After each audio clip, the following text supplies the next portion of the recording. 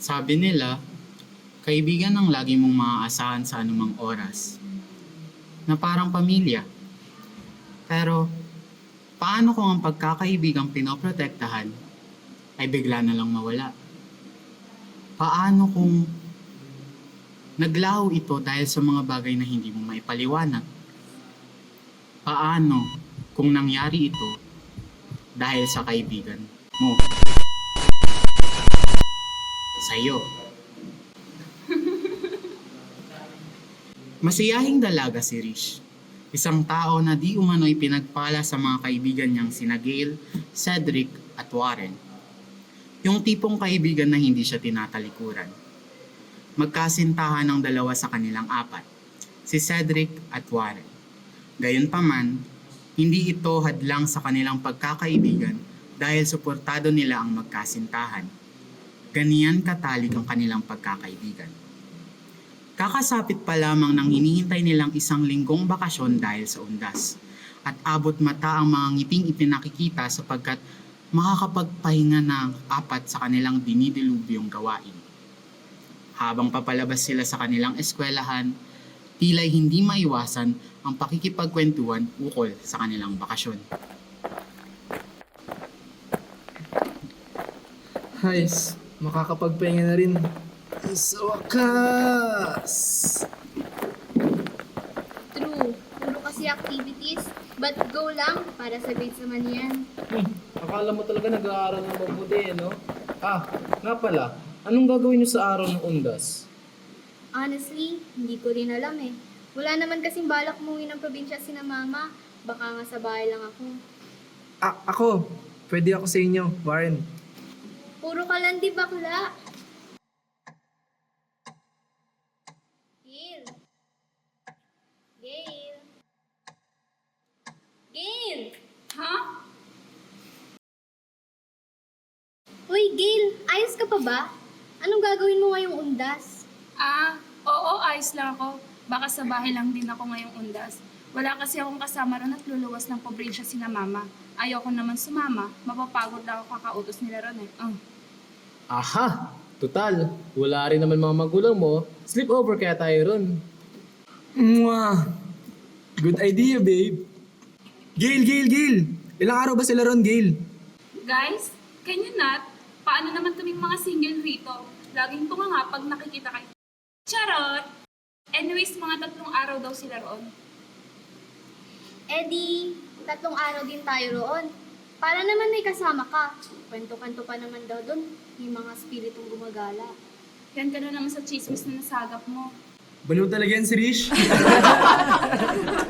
So ano, G ba kayo?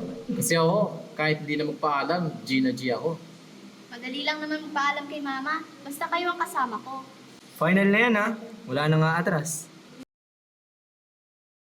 Makalipas ng ilang araw, natuloy ang kanilang plano. Pagdating nila sa bahay ni Gail, napukaw agad ng malamansyong laki ng bahay ang kanilang atensyon. 3 palapag ito.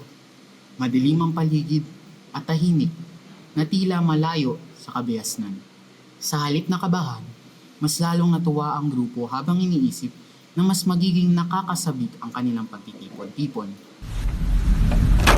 Pagpasok nila sa loob, agad silang sinalubong ng lamig na tila'y bumabalot sa buong bahay, kahit na hindi naman naka-aircon.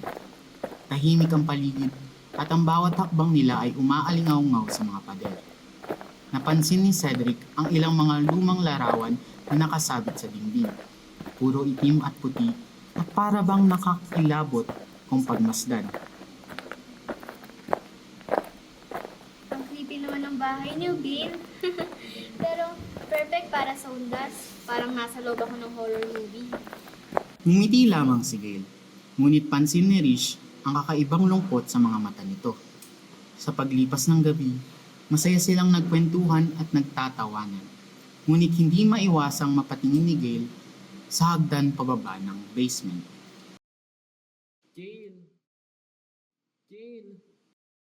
Gail! Kanina ka pa nakatingin pababa. May secret passage ba dyan? Secret nga, kaya wala dapat makakapasok at nakakapasok. Masaya naman ang naging araw nila. Puno ng kulitan, tawanan at kwentuhan. 11 na nang silang inabot kakakantuhan sa sala ng bahay nila Gail. Dapat walang maglalandian dito ah. Inggit ka lang kasi. Haha, so fun. Mga bading, dyan nga muna kayo. Kukuha lang ako ng coke. Inubos kasi ni Warren. Bakit kaya tahimik si Kay? Daming laman ng refrigerator. Ang yaman talaga ni ate girl. Sino eh?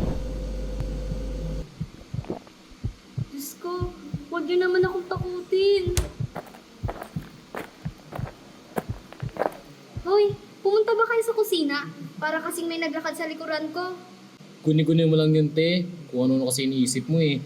Seryoso nga, hindi ako nagbibiro. Tama na, Rish. Wala namang multo rito sa bahay nila Gail. Di ba, Gail? Nababaliw ka na siguro, Rich. Matulog na tayo at masyado ng gabi. Sa guest nila na pagpasiyang matulog dahil bawal sa kwarto ni Gail. Tinanong ito ni Narish, ngunit hindi naman sinagot ni Gail. Bago makapunta sa guest room, nadaanan muna nila ang pintuan patungo sa silo. Tabi kami ni Warren. Di ba, baby? Anything for you, my baby. Tigilan nyo nga yan, kadiri ha. Sus! Oy, pinakagilid ako ah. Sa kalagitnaan ng gabi, naramdaman ni Rish na may lumabas sa kwarto. Lumingon siya para makita kung sinong nawawala at saktong si Gail ang wala sa kwarto. Biglaan siyang inatake ng udyok na gumamit ng banyo, kung kaya't napagpasyan niyang sundan ito ng tahimik.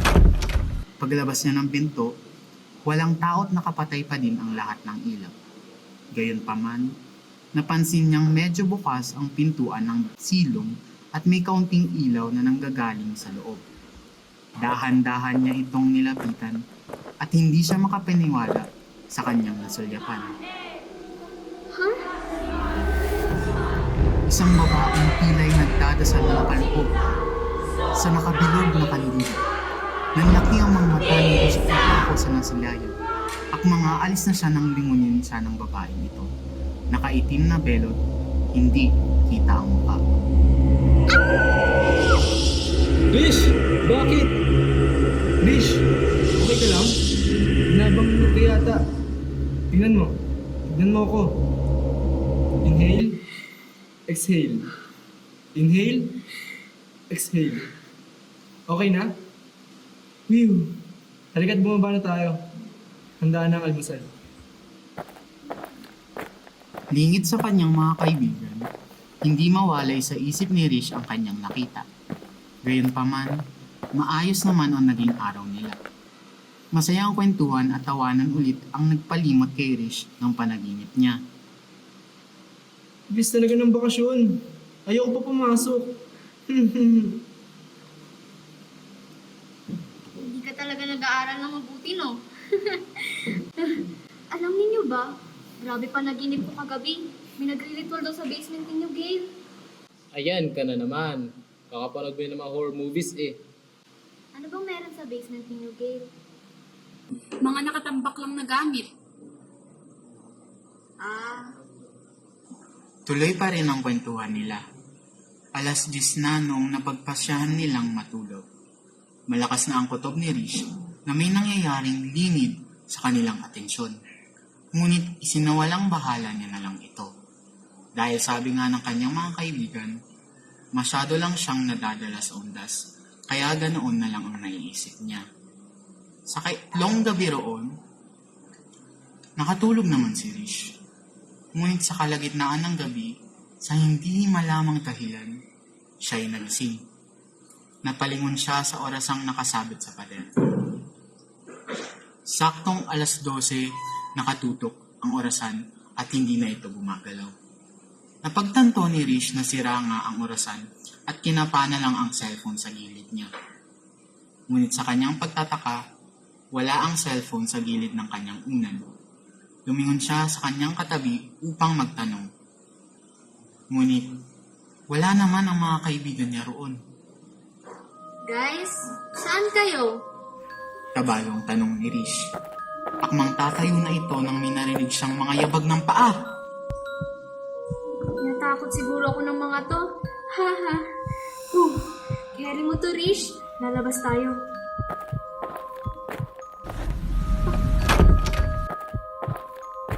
Ha? Bakit yan? Bakit yung pinto pa ng basement? Hindi ko alam kung bakit pinili ko lumakad patungo ng pintuan ng basement. Hindi pa rin matanggal-tanggal ang malakas na kabog ng dibdib ko. Siguro, iniisip ko na baka sinagil yun at pinagtitipan lang ako. Palapit ng palapit, palakas ng palakas, ang tila nagdadasal na tono sa likod ng pinto. Parang ito yung panaginip ko. Sinunod ako sa pinto. Ano?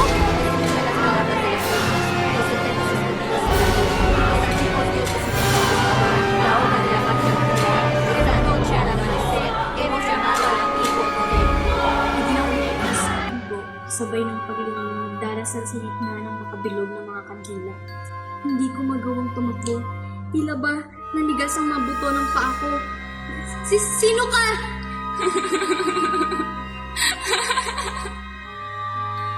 Unti-unti niyang tinanggal ang nakatakip sa kanya at laking gulat ko kung sino ito. Kale? Ano to? Duguan at nakapulang mga mata ang sumilip sa aking mukha. Humingon siya sa bandang gilid na sinundan ko rin ng lingon. Nakaandusay si Warren at Cedric na puno ng dugo. Wala ng mga mata at putol ang dila. Sa katabi nila, nandoon ang mga magulang ni Gail. Inuud na at halatang matagal ng patay. Gail?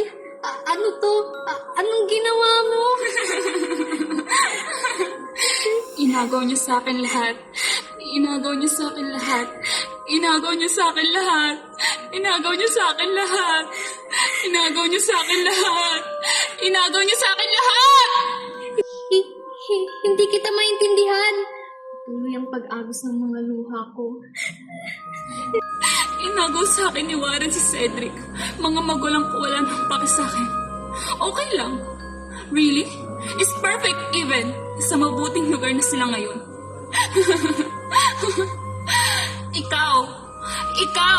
Ikaw na ang isusunod ko. Gail? Please, Gail. Don't. Takang pawis ko magising. Panaginip lang pala. Bumaba ka na, Rian. Nandito na mga kaibigan mo. Nang sigaw ni Mama. Nang madali akong lumabas sa akin. Nagilangos muna ako saglit bago bumaba. At nang pagkababa ko, nasa sala na silang lahat at nakatulog. Guys! Tawag ko sa kanila at sabay-sabay naman sila. Guys? Walang mata, duguan, at bungangang-bungangang lumon sa akin ng lahat. Hindi! Ano to? Tila'y tumigil ang mundo ko. Liban sa papalapit ng papalapit na tayak ng pawis sa aking katawan. May naramdaman akong tumutubo na agad ko nang itingnan. Dugo! May dugo!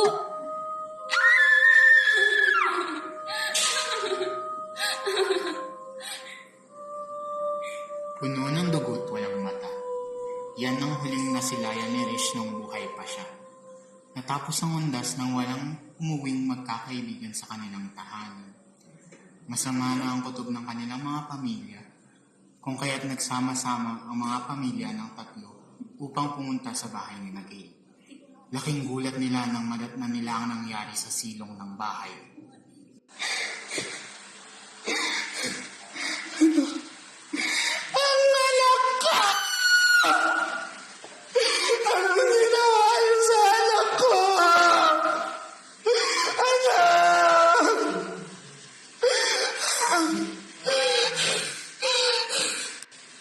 Natagpuan silang walang mata at putol ang mga dila. Habang si Gail naman ay nakabigti sa tapat ng nakabilog ng mga kandila. Ang mga magulang niya ay hindi na makilala ang mga muka dahil sa tagal ng patay. Hindi pa rin malaman ng mga pulisya kung ano talaga ang punot dulo sa karumal-dumal na pangyayari. Maging masuri sa mga kinakaibigan mo. Baka ang isa sa kanila ay kampon ng demonyo.